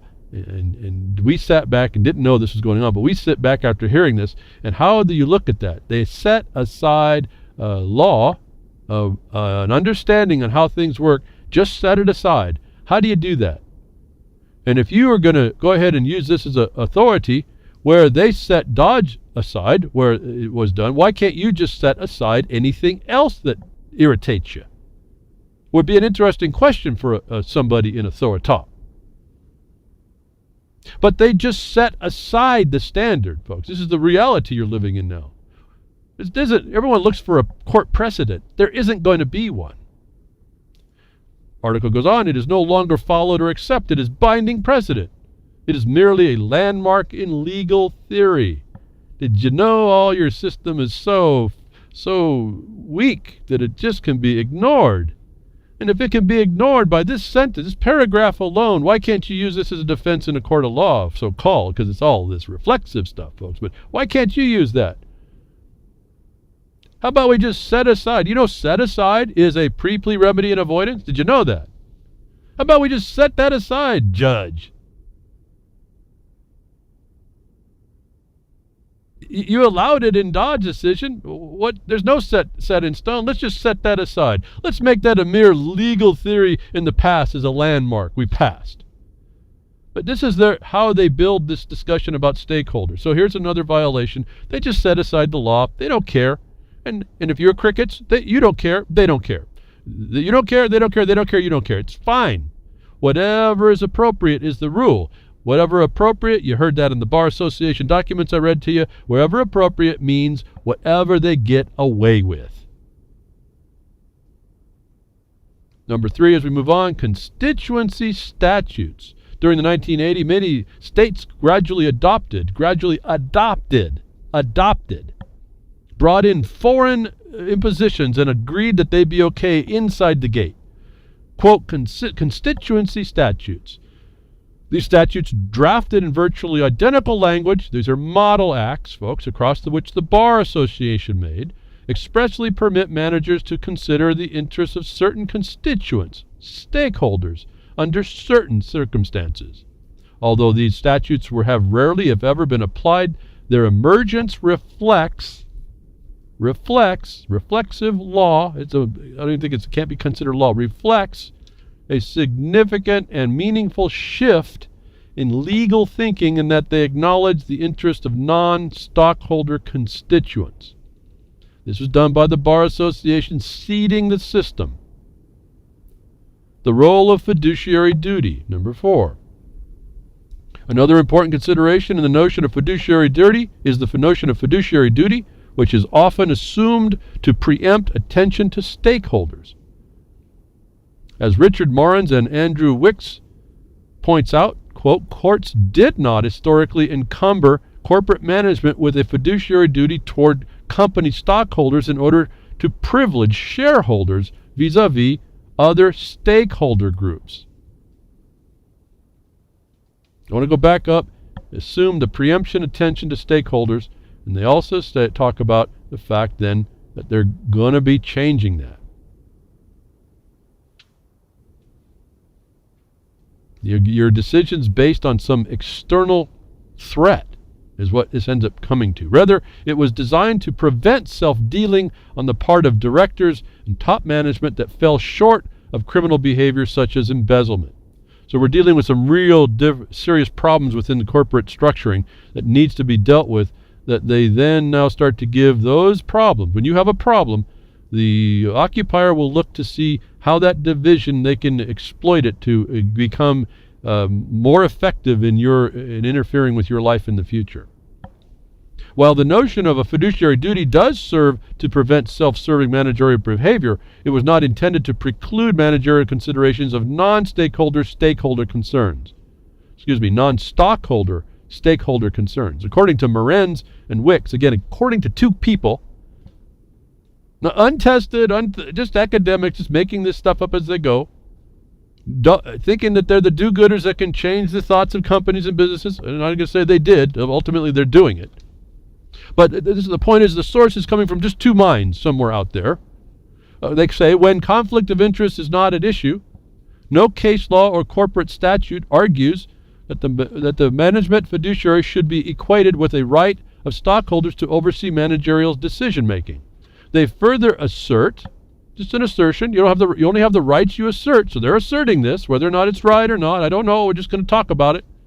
Meeting fiduciary duties to shareholders does not entail that managers must side with shareholders and against stakeholders. Now the stakeholder has a foot in the door, right? Don't invite Dracula, folks.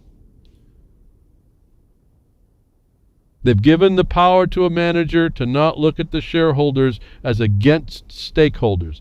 Your stakeholders now are sitting in the boardroom. And you got to look at this as you having a decision with your own self about your own goings-on, about what you want to do in the world and what you want to do on your own. Understand now these stakeholders are now sitting in your kitchen making those impositions. If you don't understand that we're actually talking about you, I keep telling you, you got to understand that they're talking about this in the corporate firm consequence, but you don't understand you're considered a legal entity from that consequence.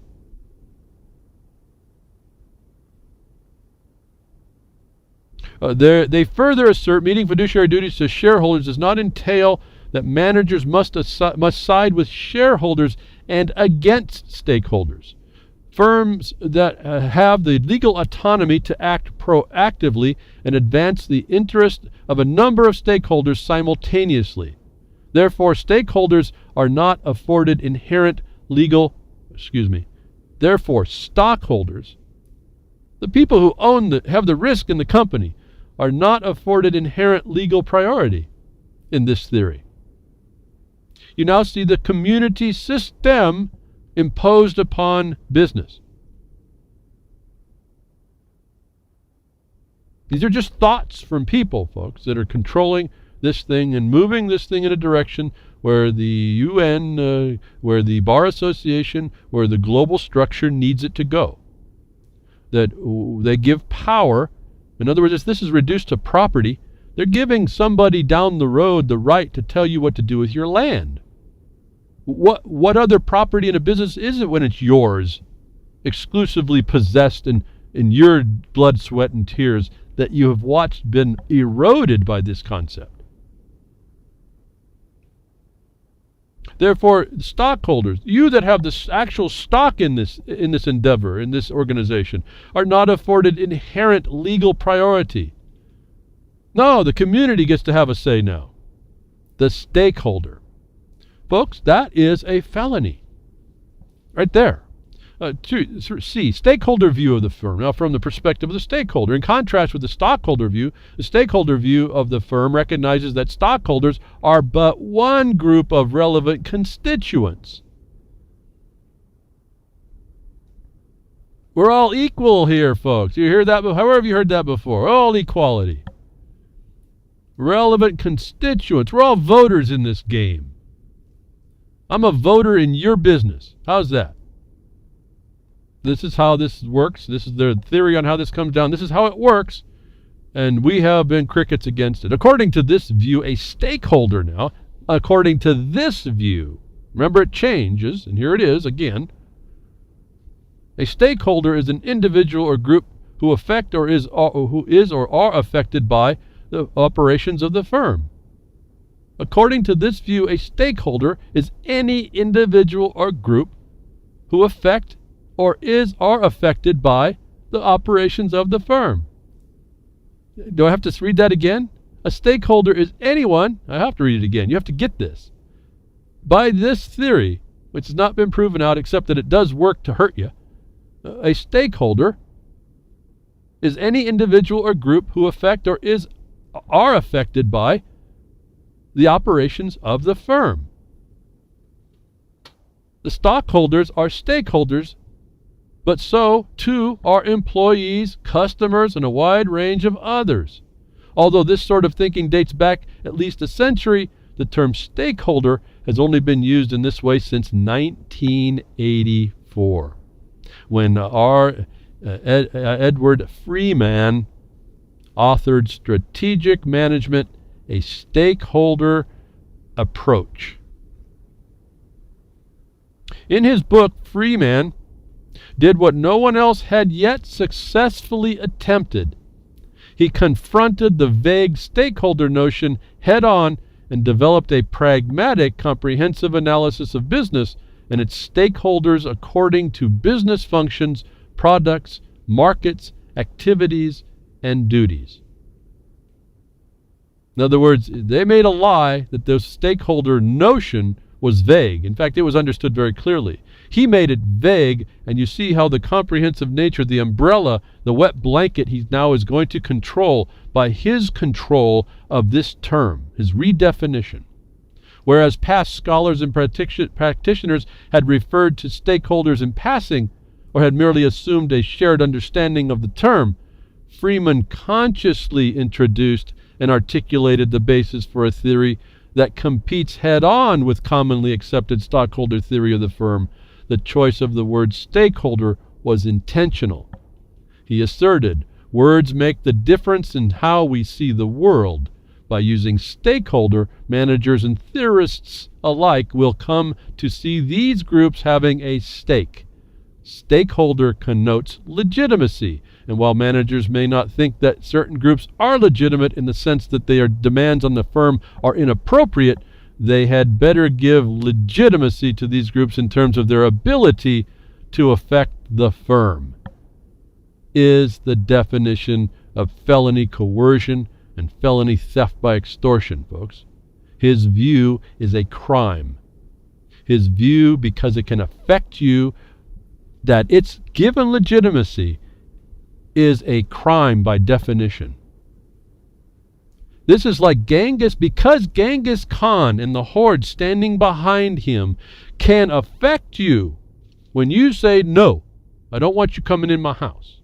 That Genghis Khan and his horde becomes a stakeholder in your decision. And this is where I try to look, and I'll move over to the fact of called GangGreen.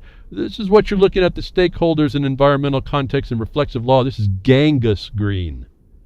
This is the mere fact that they can beat you down just because they exist.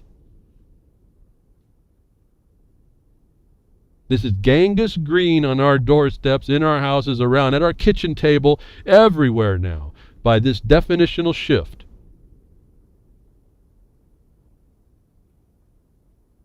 Just because I can threaten you, I'm a stakeholder in your affairs.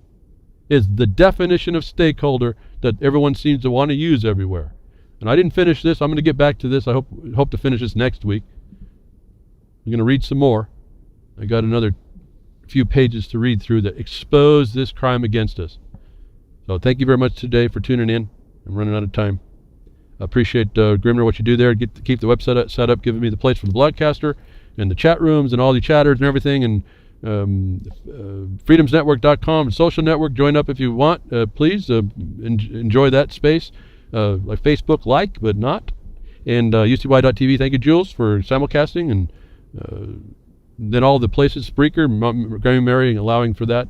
And the terrestrial broadcasters, thank you very much for what you do. And I'll be with you next week